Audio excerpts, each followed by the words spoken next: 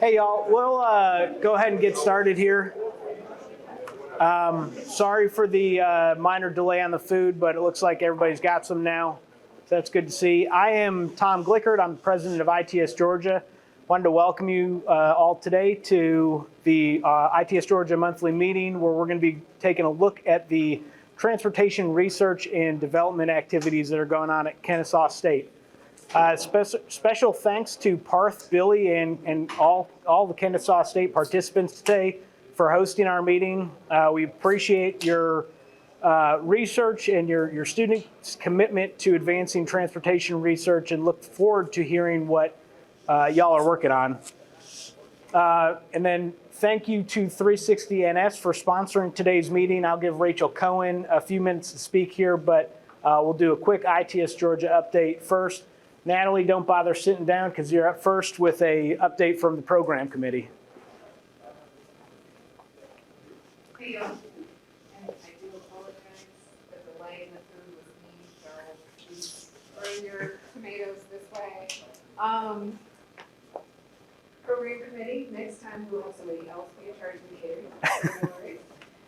But we are organizing a couple of really exciting events forthcoming, and so in May, we're going to be focusing on TSP and EVP within the state, and be looking to hear from a number of different agencies that are actively deploying that technology. And then in June, we are going to have a presentation on ITS for Us, which is a program sponsored by USDOT and was ARC and GDOT, along with Gwinnett County and a number of other partners, were awarded that project, one of 5 throughout the country. And the purpose of the project is to focus on complete trips, specifically to serve underserved communities. So very exciting project, a lot of cool stuff happening there. And in addition to that, we are planning a service project of stuffing backpacks, essentially to get ready for the school year. And then are going to roll that into a social event. So it's a full day of events. So June 22nd, mark your calendars, it's going to be fantastic. And then in July, we're going to have a network training opportunity. So if you all participated a couple of years ago, we're thinking about reinvigorating that training, a little bit shortened, but that'll be a great time as well. So lots of fun things coming up. Thanks, Natalie. I'll pass it off to Madison for a quick social update. Oh, we're all coming from the same table. Oh, yeah. Hey, everyone. So tomorrow night, we have a social event in Brookhaven at a place called Time to Escape, 5 p.m. There's still, I think, 8 slots left to register if you want to go. You should have got an email. Maybe there will be another one coming out, maybe today or tomorrow. If you still want to sign up, let me know. Thanks. Thanks, Madison. I'll give a quick service update on behalf of Keith Rowling, who couldn't join us today.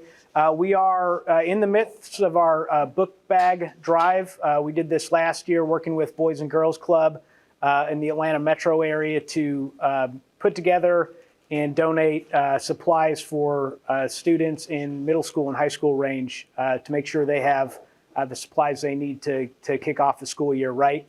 In addition to that, there's a few volunteer activities coming up that are just opportunities for y'all to get more involved with the STEM community. On May 10th, which is a fairly quick turnaround here, the International Science and Engineering Fair is looking for people to volunteer as judges for their competition. It's an all-day event down at Georgia World Congress Center. Again, kind of short notice on that, but if anybody in the crowd is interested, please reach out to me at president@itsga.org, and I'll be sure to get you the details that you need. And then coming up in the near future in June, we're going to be partnering with Georgia Tech and the Boy Scouts of America.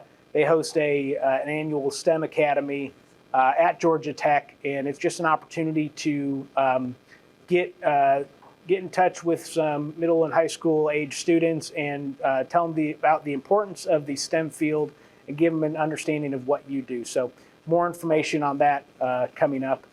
And then Winter, if you want to give a quick update on elections and awards. Yeah, I'll give it.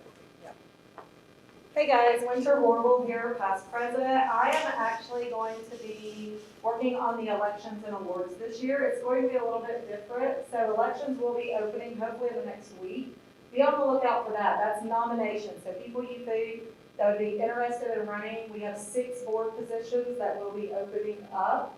So just, right now with it not open for you to go in and nominate, you can text me, email me, whatever if you want to, or if you just have questions and comments about it, don't hesitate to reach out to me and I can help with that. So we'll open up elections hopefully in the next week.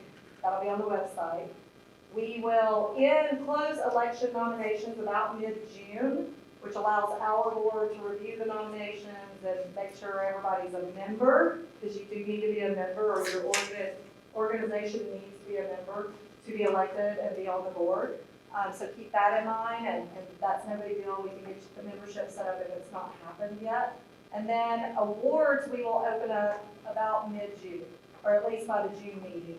So awards is any kind of projects, and you can go to our website and see some of our past awards, but any kind of projects, you can nominate locals, you can nominate consultants, anyone who's worked on the projects, y'all can start looking into that too. So we'll keep you guys updated. Again, if you have any questions, comments, contact me directly. I'll be happy to help. Thanks. Thanks, Winter. And Mike, we didn't talk, but do you want to give a quick update on Southeastern Summit? Putting you on the spot here. Hey, good afternoon. So for those of you that aren't aware, ITS Georgia will be the lead organization joining the 4 other chapters in the Southeast, and we're going to have the Southeastern ITS Summit in Atlanta in November.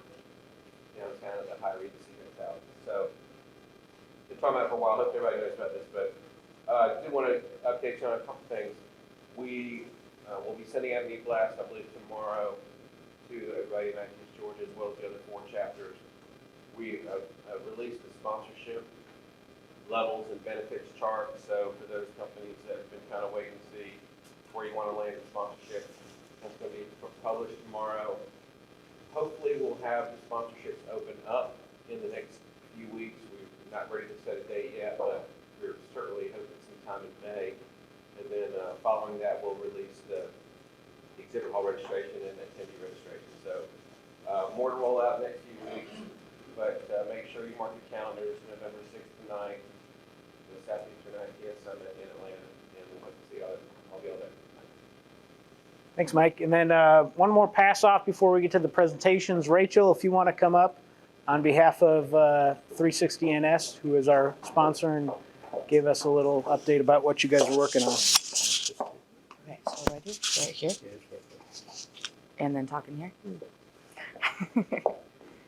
Hey everyone, Rachel Cohen with 360 Network Solutions. For those of you who don't know me, we are the sponsor, and we're thrilled to sponsor this event hosted by ITS Georgia and KSU. Today we wanted to extend a thank you to the host KSU for offering our space, Natalie for the awesome food, and anyone who is a student, upcoming graduate, or looking for a new opportunity. If you want to talk to us or get in touch with us, we're always happy to talk about some exciting new opportunities we have at 360. Oh, now it doesn't work.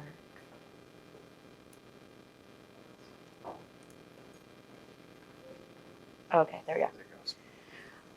Just some things that 360 has been working on in the last year. We've partnered with GDOT and Gwinnett DOT. We were selected to deliver the exciting program to help advance Georgia's connected vehicle applications and leadership in the industry. So we've had several partners on this, including Q-Free, Capsh, Dr. Kihei with ReachRF, Metro Traffics, and several others to work on the Smart Corridor program in Gwinnett County. Another thing we've actively been working on is the exciting City of Peachtree Corners. We've been able to help install their smart parking and enhanced security for their Peachtree Corners Town Center area.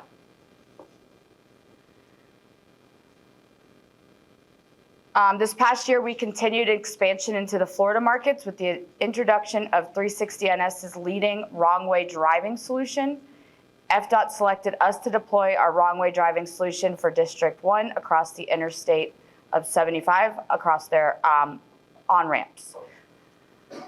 We were able to do this using their existing infrastructure. We helped minimize deployment times, reduce deployment costs greater than 20%, and helped increase safety on their roadways. Additionally, we're working closely with GDOT District 7 to deploy our very own smart lock. So we announced the exciting release of our Smart Lock 8000, the next generation of cyber secure access control. It's the world's very first cyber intelligent, fully integrated access control system for traffic cabinets. We're deploying this region-wide in Miami, Fort Lauderdale, District 6, and we've also started to work with GDOT on a statewide deployment in some of their districts as well. Another thing that we've done is we've expanded into the Tennessee market. On their signal improvement projects, we were chosen to lead that along with several other partners.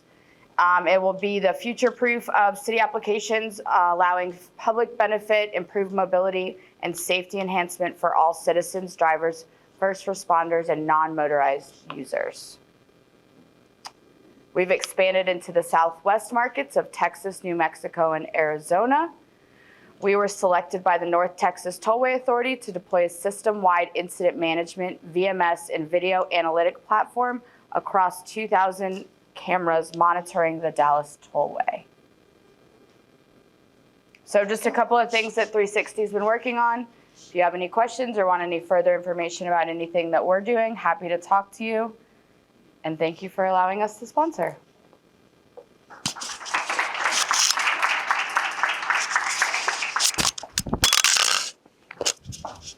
Break, it's okay. Thank you, Rachel, and thank you again to 360NS. Let me.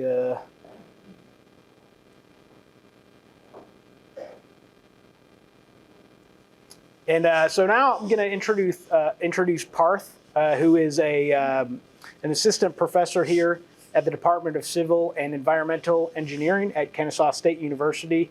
Parth will then introduce the rest of our speakers as they come up. Parth's research interests include intelligent transportation systems, transportation data analytics, connected and automated vehicle technology, and alternative fuel vehicles. He's been published in various peer-reviewed journals, such as the Transportation Research Part C, Emerging Technologies. He's received over $700,000 in funding from various agencies across the United States, including the National Science Foundation, the New Jersey Department of Transportation, the New Jersey Department of Community Affairs, and the U.S. Department of Transportation. So, Parth, I'll go ahead and pass it off to you, and you can introduce our first speaker.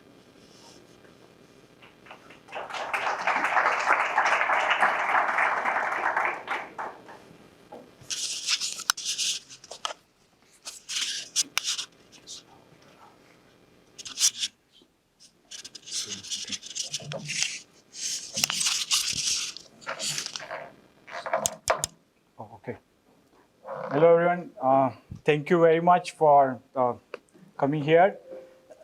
And I tried my best to organize a really good research seminar session for you so that you can have a really good idea how KSU is transitioning from teaching to research.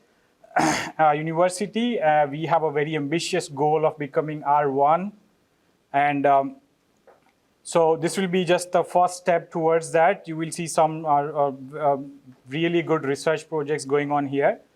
But before I introduce the first speaker, I just want to actually recognize the students who are attending. All the KSU students, can you please stand up?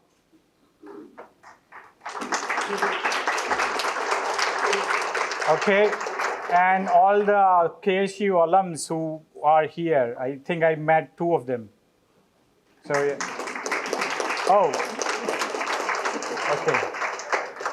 So I can see now the strength. Okay. So So all the alums just, we only have we don't have 2 students. We have about 700 students in civil engineering. So just keep that in mind. Okay, the first speaker is, I think all of you know him, Dr. Kihei. He's a wireless communication and signal processing expert, specializing in vehicle to everything and Internet of Things. His laboratory, the Intelligent Mobile Device Lab, seeks to make vehicles safer through computer communication and networking. He also have a really good demonstration setup here. So yeah, come on. Please welcome Dr. Kihei.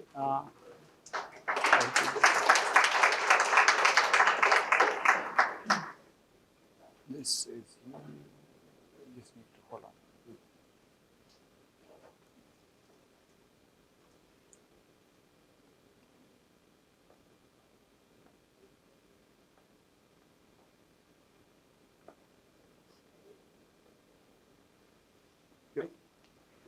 Thank you, Parth.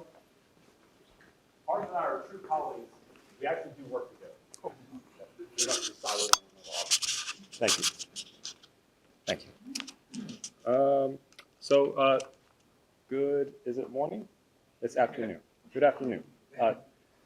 Today I'm going to be giving you a talk on open source V2X, Vehicle to Everything Communications. Open source hardware and open source software. And hopefully you'll be convinced by the end of this talk that it will enable rapid ideation of V2X applications. Okay, so let's take a look at this. Okay, so raise your hand if you've seen a picture like this before. Keep it up if you're not tired of seeing this picture. Okay. Cars talking to everything, right? But we all know, working in this type of stuff, that one does not just connect cars to everything. Networking is very hard, and I teach my students that in the computer engineering Internet of Things class. That's actually one of the final exam questions. Is networking hard? The answer is yes. Okay, now I want to go to another picture that maybe some of you haven't seen before, but this is the depiction of Helen of Troy getting escorted onto a boat. Okay, Helen of Troy from the Greek culture, and maybe this happened, right? So this was the face that launched 1,000 ships, maybe 1,000 lawsuits. But I want to talk about this, okay? These 2 standards that we've all maybe heard of or haven't heard of yet. So DSRC, that's the Wi-Fi based version of it. And then we have C-V2X, which is the LTE based version of it. Now, take a look at the top block up there. That's really all we care about as far as an over-the-air technology. Right? We just care about some medium bandwidth to share enough data. We care about real-time low latency so that the cars can react within 100 milliseconds within spec. And then we want proximity-based ad hoc networking. We don't want everyone to know about all the cars at the same time, just regionally, in a small area. And then access to 5.9 gigahertz because that's licensed spectrum. It's quiet. No one else should be there, hopefully. And then we have these 2 pillars on the left, which is the standardized ones. So C-V2X and DSRC, those are the commercial grade. Europe, I believe, went all A3P with the Linux for C-V2X. The States, right now it's kind of in limbo. Might be C-V2X, might be a little bit of both. I believe China has gone all C-V2X. And then we have this third one here, just sitting here in Marietta, Georgia. Okay, so, and we actually have a table back there if you're interested to learn more about some of the equipment and see it working in action. But we call it OwlBox because our mascot is Scrappy the Owl. And so there's the standards compliant, and they're all wrapped up in security credential management, robust, secure, standardized, certified. We're not, okay? We're open source, okay? We use duct tape on some of our boxes, all right? Because we care about researching the applications so that we can inform application development, standard development. That's the big vision here with this open source V2X OwlBox that we currently have. Okay, going to give you a little bit of a crash course in computers. You have a runtime like C++, Java. Anyone programmed in those before? Raise your hand if you programmed Java or C++. Okay, software is eating the world. Okay, Then we have Linux or embed Linux sitting there, which is where those runtimes are running. And those runtimes, well, we say runtimes because they're actually running the applications, okay? Like your TIMs, your SPATs and all that, they're all being generated from up there. Then you have proprietary SDK. That's the moneymaker for the chipset manufacturers, okay? And they like to lock in those binaries so that you don't know how they actually implemented what they do. And so they sell you a chipset, and they don't want you to play around with that chipset because it's certified. You shouldn't be playing with it. We don't want to break out a certification, okay? So we can keep people safe on the roads. So we have the CV2X chipsets, and then we have DSRC chips, or 8711P chipsets. Now where OwlBox is different is that who's ever programmed in Python before? Raise your hand if you programmed in Python. Okay, a little bit more hands. Or JavaScript, anyone program in JavaScript at all? Even if it was just building a website or something like that, right? So there's a lot of folks that know these languages. They're open source, and so you kind of see that what is missing between developing cool applications, doing cool research, is that you need a custom kernel or a custom SDK that is open and available to use. And so there was a white hat research group back in 2016 that cracked open the Linux kernel, which just made all these old laptop Wi-Fi cards talk in licensed spectrum. Highly illegal, but totally awesome for us, right? Okay, and so here we go. These are all the open source kits we have here. This is the smallest one. Just got it configured last night, praise the Lord. Look how tiny that is. That's a compute module for Raspberry Pi. So it's the V2 Pi paradigm, I guess. I do have a FCC license. The federales will not come knocking at my door. It currently covers the Marietta Campus, but we have a project we're going to do with GDOT soon using these things, and we're going to expand that to the state. And what we're trying to do here on this campus is deploy a bunch of these radios out there as fixed roadside units, quotations, fixed roadside units, and then install some on some more, hopefully, student vehicles, Bob the Owl bus. And we just want to run crazy new applications developed on top of this. Like we want to say, okay, let's make a new message for the standards and let's test it out. Let's see how it performs out there. That's what we hope to do with this. And we can interface it with a smartphone or not necessarily an in-depth display, but we can actually put a screen directly on this thing if we want to. An OLED display, which is kind of cool. Anyways, I just want to thank the sponsors. I got to recognize who's funded this research. It has been City of Peachtree Corners. We do have a CV2X version of this, by the way, too. It's way more expensive, use fancy software to find radios and stuff, but it does pick up all the traffic, and it does inject traffic into the air. I also want to thank my KSU leadership. They have bootstrapped this for me. I want to thank my personal bank account, because as an instructor, you spend a lot of your own money to do stuff, but it's all a big passion project, as I know some of you do have. But yeah, thank you. Are we taking questions after? No? Okay, very good. Well, thanks for listening to my talk. God bless y'all. Thank you.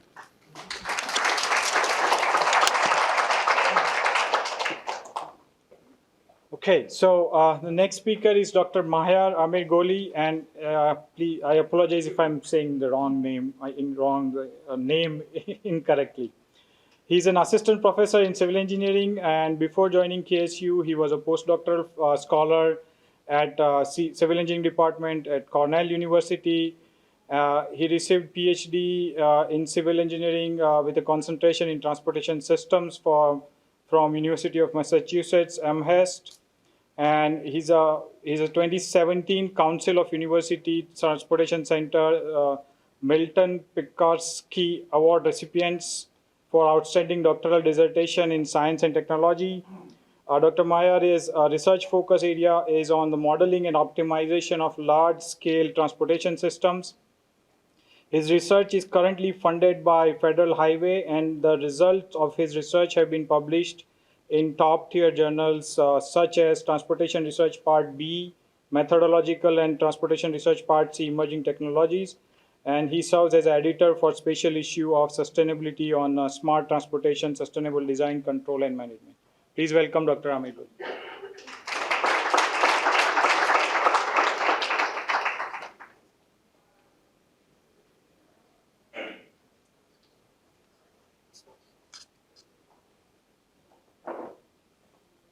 Oh, it's not. Let's see.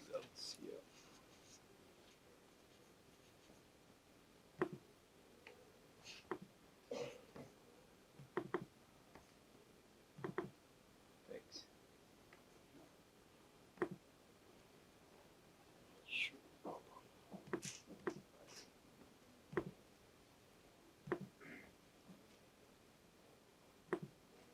There we go.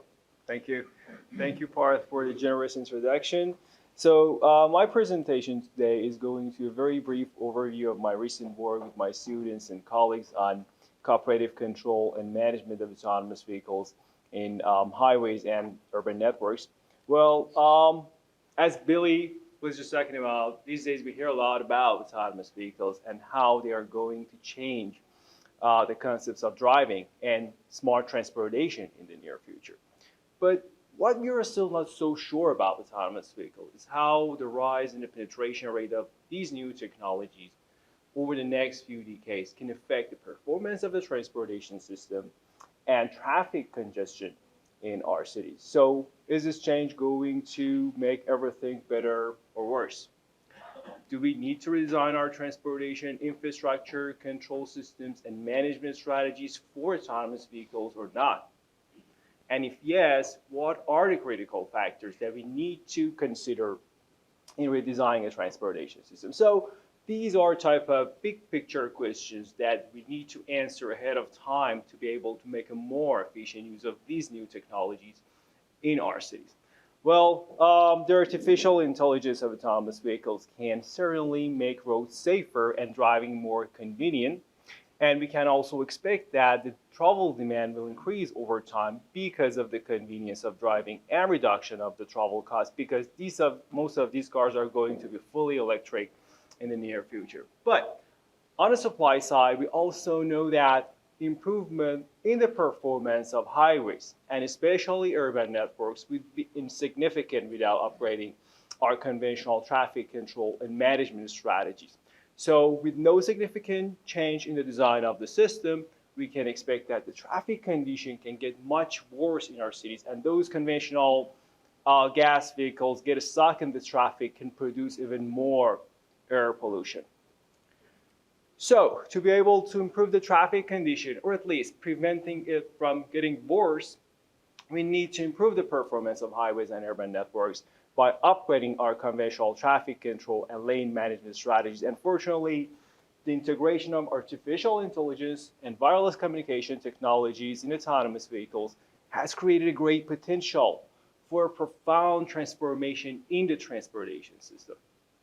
So as Bill explained, in the near future, we'll have autonomous vehicles that can exchange information with each other and also the smart infrastructure in a connected environment, which makes it possible to dynamically control autonomous vehicles, both along routes and between lanes. So in highways, we can dedicate optimal number of lanes to vehicles with adaptive and cooperative adaptive cruise control technologies, and then use the vehicle-to-vehicle infrastructure communication technology to dynamically control traffic along routes based on the instantaneous condition of the integrated system. We have successfully implemented this idea for the city of San Francisco, and the main corridors provide access to the city, Golden Gate, Bay Bridge, US 101, and I-280. And our results show that dedicating optimal number of lanes to autonomous and communicant autonomous vehicles, and then cooperative control of traffic based on the instantaneous condition of the system in real time can reduce the congestion by 77% with the rise in the penetration rates of these new technologies over time.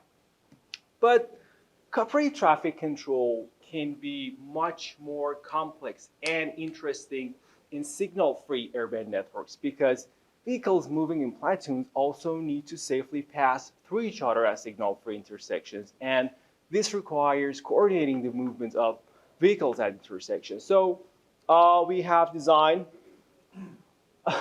sorry about the figures, I've designed this on Mac, so obviously this is not working very well, but we have designed a cooperative control algorithm to dynamically and remotely control accelerations towards and through intersections in real time based on instantaneous location and predicted trajectories in crossing directions. So In this way, we can use the headway between platoons to safely pass the other vehicles through the intersection with no delay. We have tested this control system in a two-ring simulation model, and our results show that dynamic control traffic can reduce the congestion significantly, at the same time improve the energy efficiency in signal-free urban networks. So in the next step, we are going to implement this cooperative control algorithms on F110 cars. Well, F1 pretty much like communicating autonomous vehicles. F110 cars are also equipped with different types of sensor, an AI computer platform, a speed controller, and a wireless communication system, which makes it possible to implement different cooperative control strategies in practice. So right now we have a few of these cars, and we hope that in the near future we can acquire more of these cars to be able to simulate more complex scenarios in practice. So this was all right. Just to summarize. First of all, yes, artificial intelligence of autonomous vehicles can make roads safer and driving more convenient, but improvement in the performance of highways and urban networks would be insignificant without upgrading our conventional traffic control and management strategies.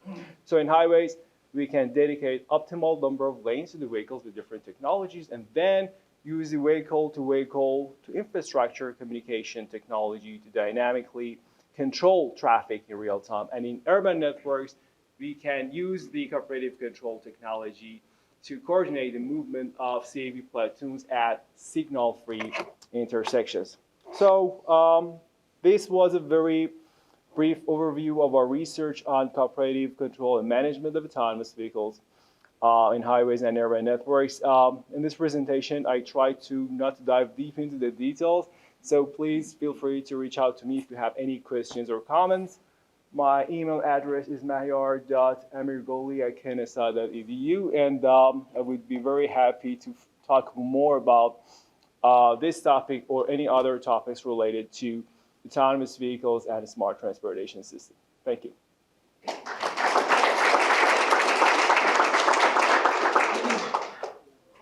Thank you. So now let's move on to the smart infrastructure from autonomous vehicle with Dr. Tien Yee. Dr. Tien Yee is an associate professor in the Department of Civil Engineering. His academic background is in water resource, specializing in computational fluid dynamics. And his current research interest includes computer simulation of fluid flows as well as applied sensing technology. His research area ranges in multiple disciplines such as hydraulics, smart infrastructure, nuclear, and environmental engineering. Please welcome Dr. Tien Yee.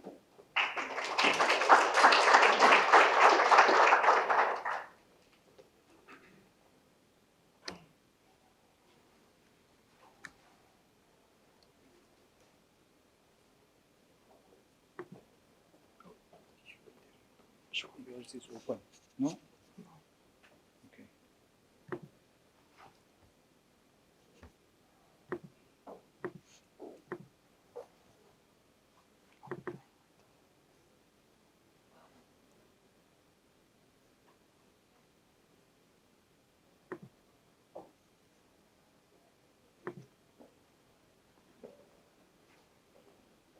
Hello, everybody.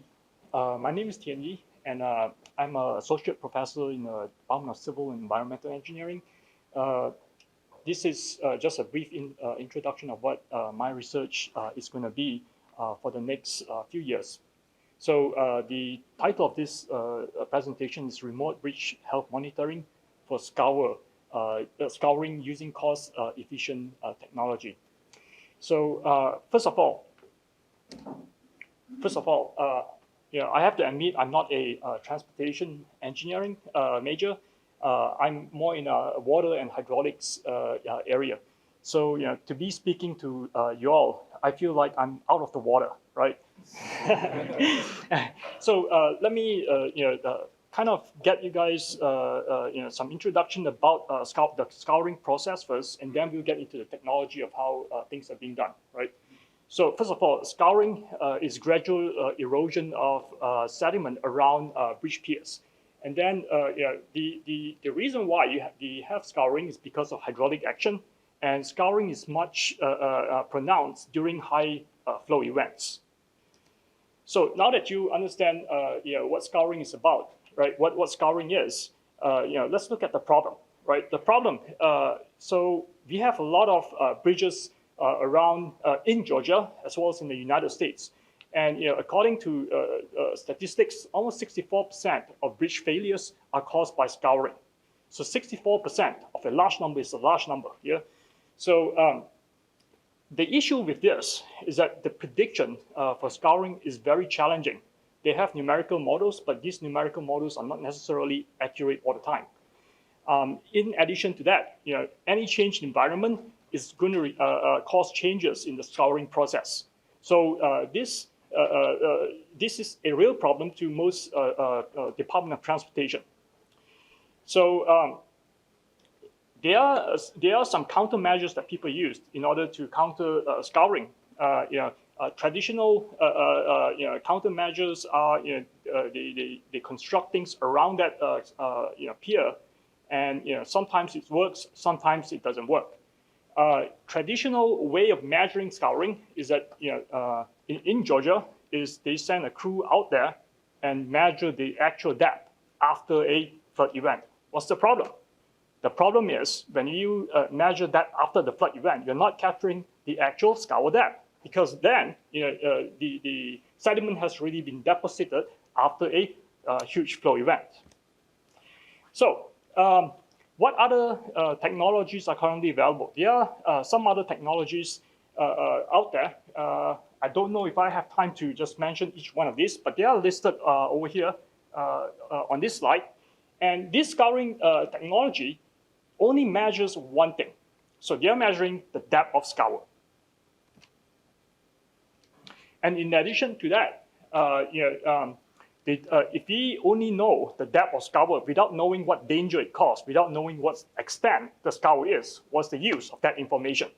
So this research is about connecting the dots. So as you know, I'm not a transportation engineering major.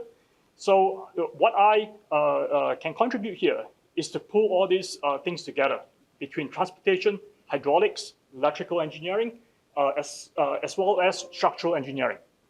So the approach is that we want to know what the extent of the scour depth is, and at the same time, we also want to know what it is causing to the bridge. So if the scouring is severe, then we ought to know it right before the bridge, not right before, but ahead of time, so that we can warn people not to use that bridge or provide a do a rehab on the bridge. So the intent here is to collect real-time monitoring data of the scour severity, and also to look at the health, to monitor the health of the bridge at the same time. So one other goal in this research is we want to be cost efficient. So cost efficient means we are using cheap sensors. We are using what's out there, what's commonly out there to do this monitoring. And also a part of it is that we want to incorporate technology, as well as we want to save the DOT money in labor costs, right? So we propose that we are going to use a machine learning algorithm to recognize patterns, so that we can catch this change in pattern, change in health of the bridge ahead of time.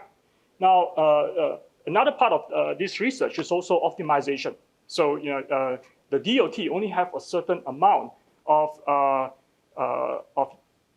teams that will go out there to monitor for scouring after a big flood event. So having limited human resources, they have to be a order of priority in which they send the team out. So part of this research is also to optimize that the use of team, so that the scouring can be monitored in an efficient way. So vibration, we are going to use the vibration-based technique, and of course, with that comes with a lot of challenges, because now you're not only getting vibrations because of scouring, you're also getting vibrations because of the vehicles that are going past the bridges. You're also getting vibrations because of wind load. You're also getting vibrations from the hydraulic action itself.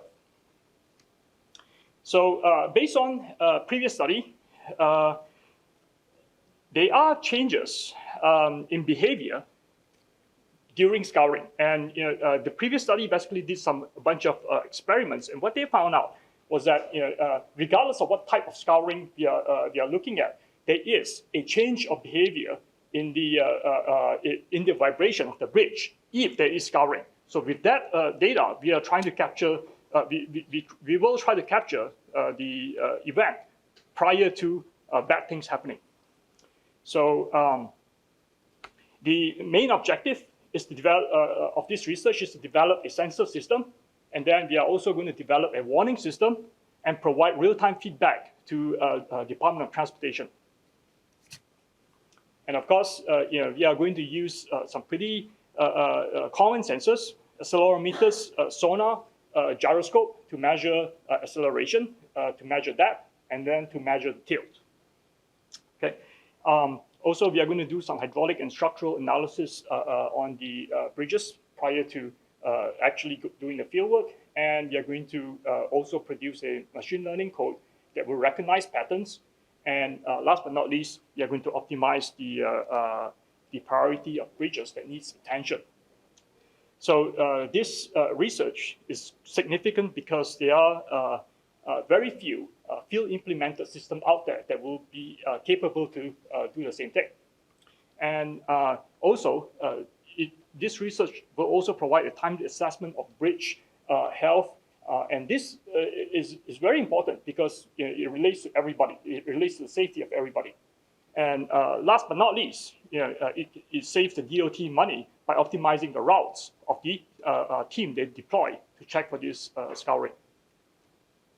Okay, that's the end of my presentation. Any questions?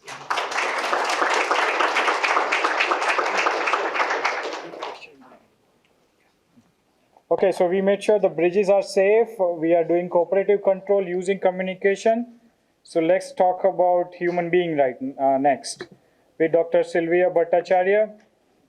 She's assistant professor in the Department of Electrical Engineering Technology at KSU, and she's also a visiting research faculty at Google. She graduated with a PhD degree in electrical engineering from Florida State University in 2019, and her research interests include autonomous and intelligent transportation system, biomedical signal processing, brain-computer interface, human-computer interface, and artificial intelligence. Currently, she has been awarded funding by U.S. Army Research Laboratory to conduct research on multimodal inference of human state to track cognitive process in risky environments. She's also at the 2020 and 2021 Google Explore CSR funding recipient for an initiative to support underrepresented and minority groups towards graduate computing research and studies. Dr. Bhattacharya is the Director of Innovation Lab in KSU and has been mentoring 4 PhD students, 2 master students, and a team of undergraduate students. Dr. Bhattacharya is the Executive Editor of Journal of Harmonized Research in Applied Sciences and reviewer of International Association of Journals and Conferences. Please welcome Dr. Bhattacharya. Thanks, Parth, for the introduction. So as Parth already introduced me, I'll skip my introduction. I'll start from my research background. So my area of expertise is in biomedical signal processing, specifically neural signal processing. So I look at human brain signals. And I also work in the area of multimodal space in machine learning area. So my lab has a lot of bright undergraduate, master's, and PhD students who help me work on very cool research projects in the transportation area.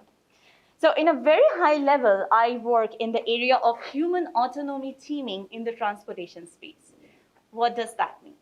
I know everyone is carried away by artificial intelligence, but we do also value the natural intelligence. So in human autonomy teaming, we actually use the valuable information from the natural intelligence and combine that with artificial intelligence to strengthen the team to accomplish complex missions or tasks. So as you can see in the slide here, it's more of a military domain, but the science that we work in our research lab, the algorithms that we develop, we actually publish them and they are applicable to civilian domains as well. So a major funding of my research lab comes from US Army. Now, everyone in this room, I'm pretty sure everyone is aware that there is a clear intent of replacing human drivers with autonomous systems in the near future, right, in both civilian and Army area. But if we look at the researches that has been done in the past years, it's more driver-centric. So not a lot of work, or I should say maybe not at all much work has been done in the passenger space. So now, we as human beings, we are actually moving from the driver role to a user perspective role. But we know nothing much about us as users in a car, right? So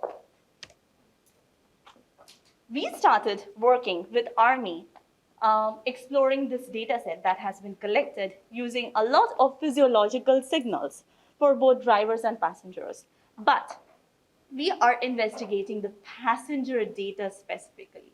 So as you can see in the data set here, we have used EEG to record brain signals, respiratory data, ECG signals, heart signals.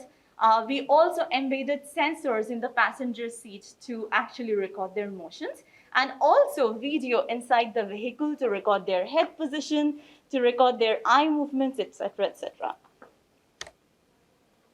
Now, what are we doing with this data set? So we are actually developing algorithms. We have developed algorithms to classify lane changes, hard braking, and aggressive acceleration. Now you must be thinking these are very common events and a lot of algorithm is already available. But let me remind you again, all the algorithms that are available, they are based on driver data.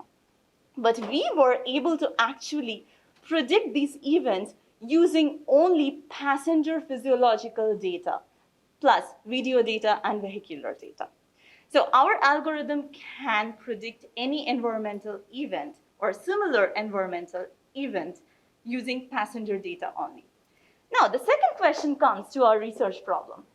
Is one input or just one signal good enough to predict an event in a real-time scenario? The answer is no, that's not the best way to do that. So we are in the space of multimodal analysis, where we are combining brain signal, heart signal, video data, audio data, everything together to predict events, to make it more accurate for complicated environments. For example, think about a military situation where they are in a risky environment, right? So we cannot just rely on one signal to predict event every time. So we are relying on multiple signals at the same time so that we don't fail. So this is basically my overview of multimodal model. Just ignore the bottom part because we aren't there yet. We currently have already developed algorithm using data level fusion. My team is currently working developing feature level and decision level algorithm to compare their performance. But we already found that multimodal fusion techniques work much better than any unimodal or bimodal analysis. Now I'll come a little bit about my research as a Googler, as I hold a visiting researcher position in Google as well. So I also work in the autonomous space there. There I have been looking more at the driver because it will still take some years for us to fully get into fully autonomous cars. So we have, probably most of us use infotainment systems in our vehicle. So in Google, I have been working on research to actually find out how can we safely interact with these infotainment systems and how can we introduce multimodal interaction with the human driver and the system, Google Assistant, all right? So we are trying to actually develop some standard protocols that can define, based on the complexity of the task, based on real-time traffic scenario, and also user preference, that which modality or which modalities are best to complete a particular task.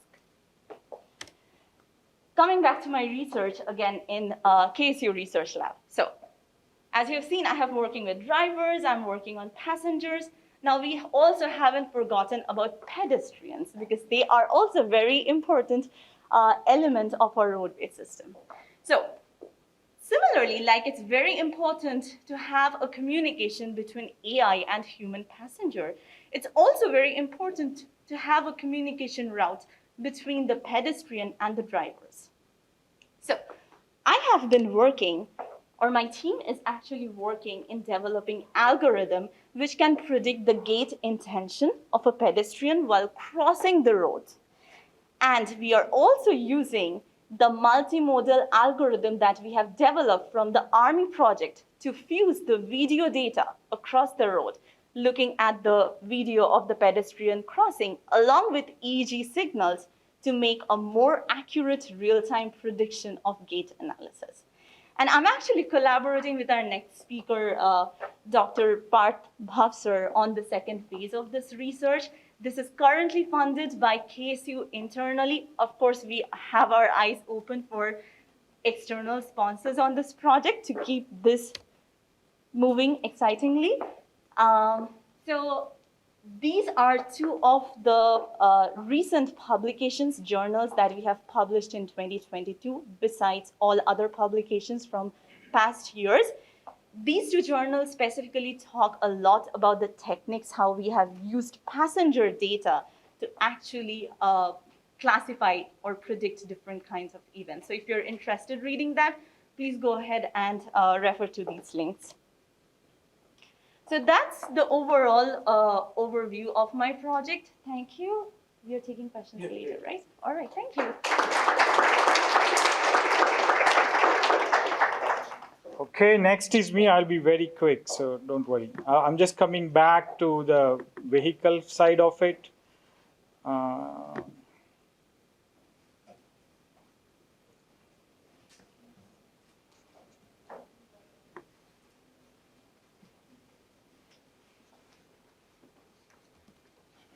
Okay, so I'm just going to skip the introduction. This is the primary thing that I work on. This is my hypothesis that user and location specific data will definitely improve accuracy compared to generalized model.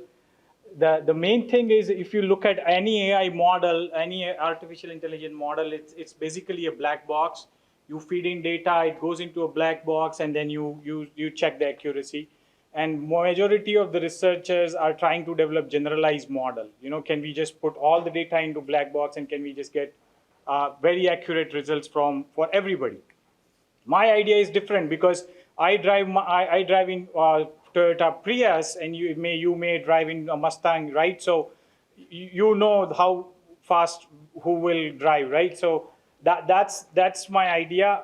If you think about the last speaker's research, even though we'll become from drivers to passengers, our habits will be different. So we have to look into user's perspective. Every user is different.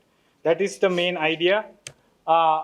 So this is one of the examples. So for example, if you start from your home and you're going to work, if you have a user-specific algorithm developed, what you can do, you can not only find, your system can not only find the route, it can optimize the route, but it will optimize route based on your driving profile, and it will reserve the position of your vehicle at every signal. So to make sure that you get green at every signal. This is an expansion of transit signal priority. I'm assuming everybody is familiar with transit signal priority.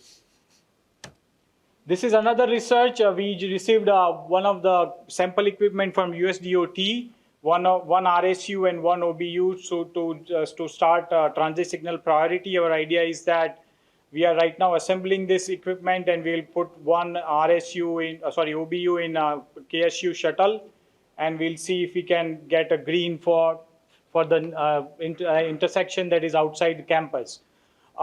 we are also, thanks to 360 NS, we are working with them. We are also trying to get more OBUs and RSUs, and that will add on to what Dr. Billy Kihei said to the entire infrastructure in a loop lab that we are trying to develop in Marietta Campus. This is a different type of projects. In this case, what we are trying to do is, can we estimate location-specific pollution? So if your congestion increases, your pollution increases, and can we estimate that impact of that pollution on human health?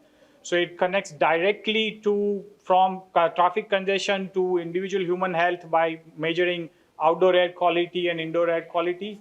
We'll generate a lot of synthetic data using vSIM and MOVES, and then we will also collect real-world data, indoor air quality, outdoor air quality samples. And we are also working with Cooper Health in New Jersey. There's a doctor who specifically works on lung cancer and lung patients. So we will also see how the pollution impacts or the asthma patients or lung cancer patients.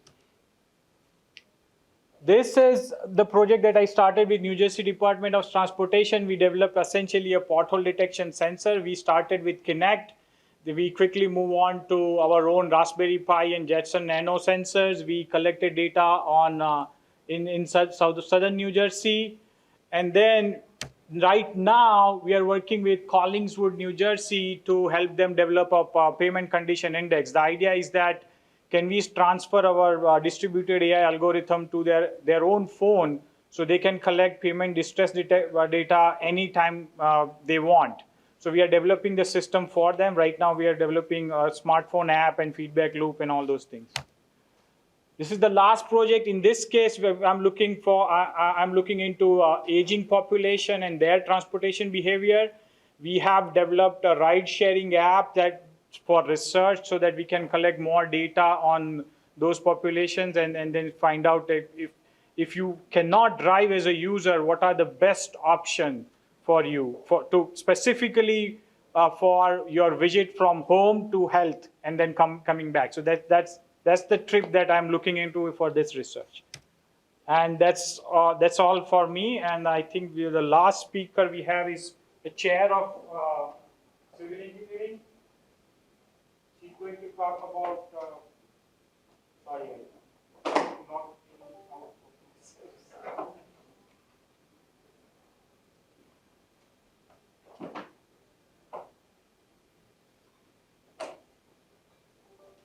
blame supply chain delay.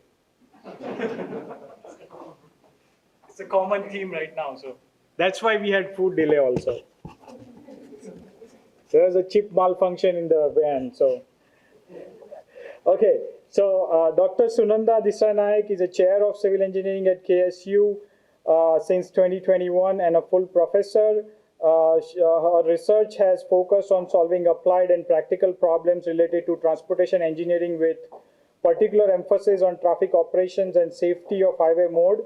She has authored and co-authored more than 55 journal papers and presented more than 170 papers at national, international, and regional conferences, most of which are proceeding papers. She has taught courses related to transportation engineering and has mentored numerous graduate and undergraduate students, preparing the future generation of civil engineers.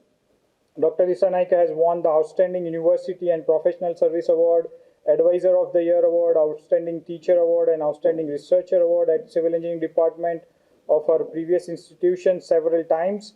She is Fellow of American Society of Civil Engineers, a registered professional engineer, and has been a Fulbright scholar. Please welcome Dr. Disanayak.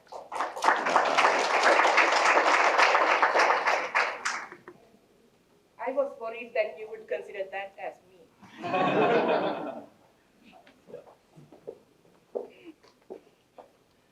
All right, good afternoon, everybody, and thank you for visiting our campus. It's a pleasure to see all of you here. So I'm going to provide a little bit of a general details about our college and then a little bit about civil engineering too, because we are from civil engineering, right? So So I think you might know more about these things than me because I'm relatively new to Georgia and then Kennesaw State. But again, there could be somebody who's not familiar as well.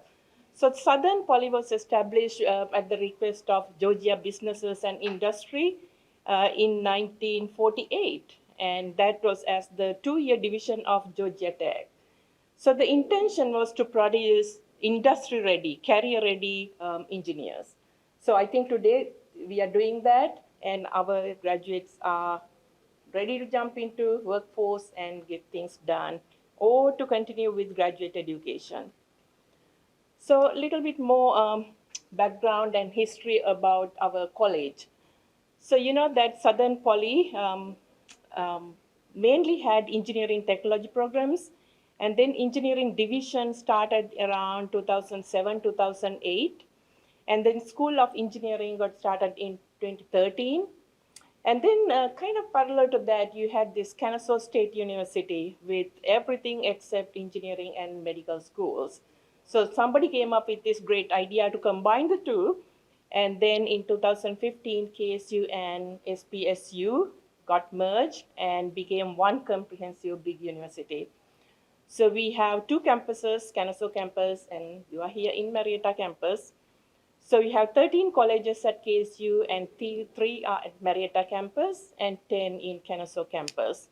So that is how this Southern Polytechnic College of Engineering and Engineering Technology, I know a lot of words, right? And it became. So recently, I think there's a change in the direction because Kennesaw State University became R2. If you're familiar with the universities, we provide various categories. You have R1 and R2 and so forth. So right now we belong under this R2 category. We are in research. So it is a little bit of a difference from what we consider Southern Poly time. So that transition is happening. That means there's a lot of energy, new focus on the strategic mission and the direction we want to take and things like that. Meaning that we have the strategic plan that we have, which is called R2 roadmap. So under this R2 roadmap, basically we have 3 components. The first one is undergraduate education. So we are a university, so our main mission, one of the key missions is to educate the next generation. So under that, we have various components that we are paying attention to. One being improved retention. You know, you might be getting more students, but if you are not keeping them and graduating them, that is not great, right? And then time to graduation. You know, when students enter, I think they have to complete their degrees in a timely manner so that they can enter the workforce. And then there are various other things happening. So the first focus area is undergraduate education. And the second area that we are focusing on is to increase the graduate opportunities on campus. So again, we had various master's and PhD programs, and we are focusing on creating new doctoral and master's programs as well.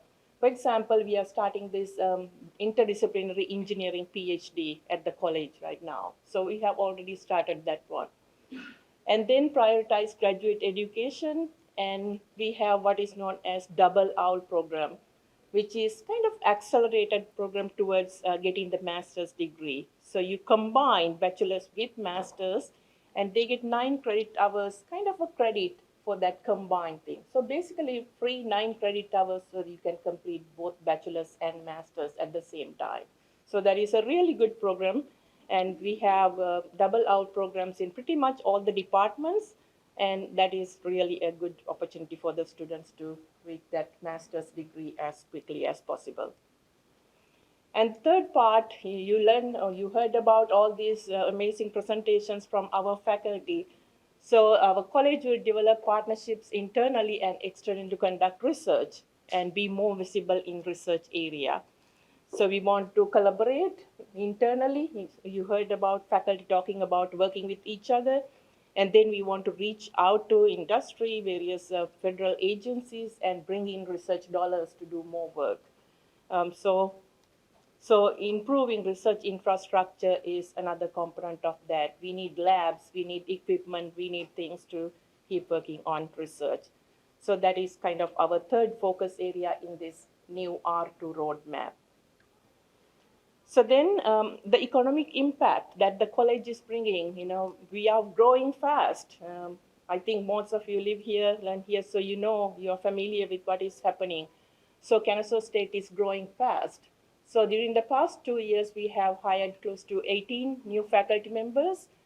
And then right now there are 13, 15, depending on how you count, searches going on to hire new faculty at all levels, lecturers, assistant professors, researchers, department chairs, and so forth. So we are growing fast.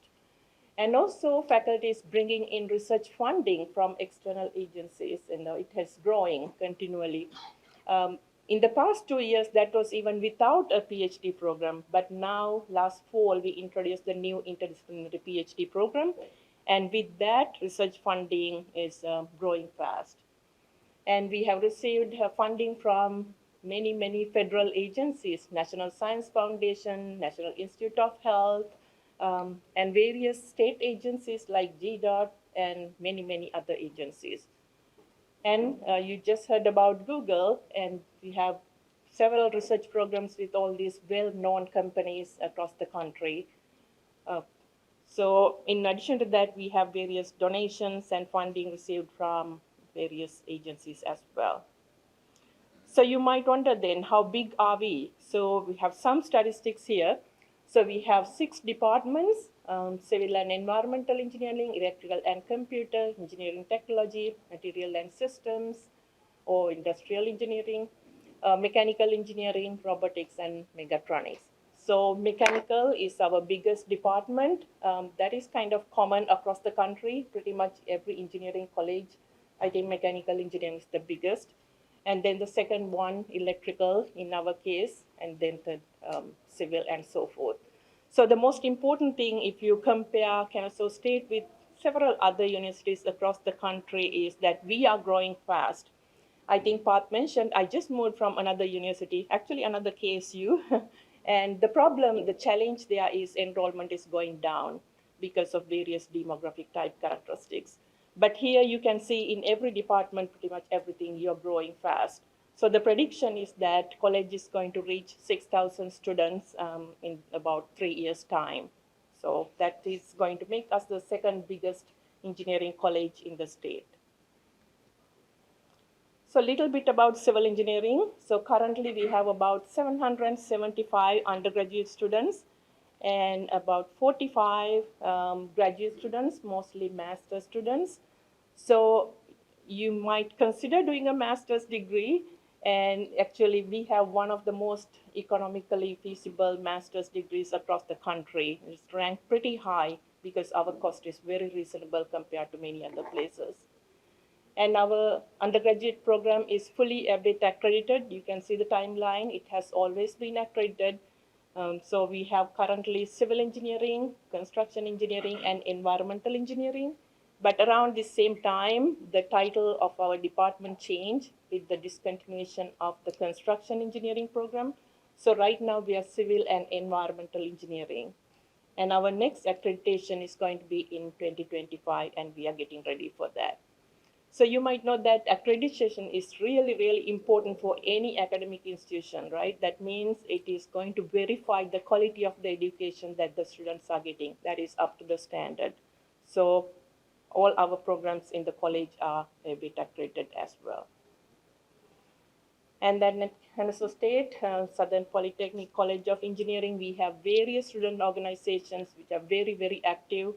All the professional societies like American Society of Civil Engineers, American Society of Mechanical Engineers, we have student chapters very active and participating in various things. And then looking at the minorities and underrepresented groups, we have Society of Women Engineers chapter, which is highly active, National Society of Black Engineers, and Society of Hispanic Professional Engineers. Again, everything is very active and doing various leadership and volunteer activities across the state. So my last one is about the PhD program that we have just started. So I think this is focused on local professionals. In the typical model, you would expect somebody to do PhD and then go to the academic side and become a faculty member. But that is kind of changing. So in addition to that academic side, you also want professionals in the industry have PhDs. So this program is designed with that concept in mind, so that it is more attractive to our domestic professionals. And then the other unique nature is a little bit more structured than a typical PhD program that you would see in some other universities. So the time to degree completion is one of the focuses. So that means you should be able to complete the PhD degree in a reasonable and more predictable time period. In a typical world, in a more research-intensive type university, it is wide open, and some areas, they take longer time to finish the PhD degree. But in this interdisciplinary program that we have, it is more structured, so they know which courses to take, in which semester. That means you can complete the degree in a reasonable period of time.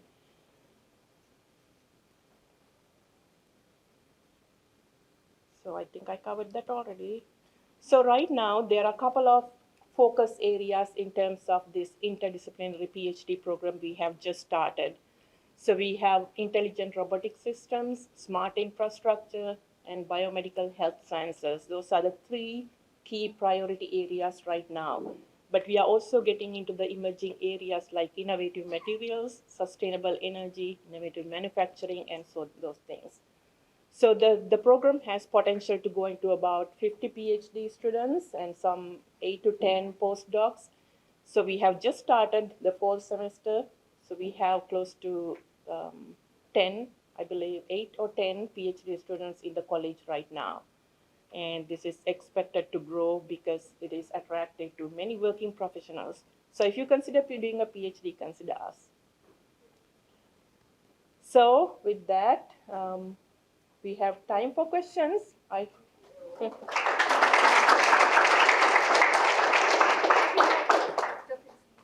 you so much, and thank you for hosting us here today.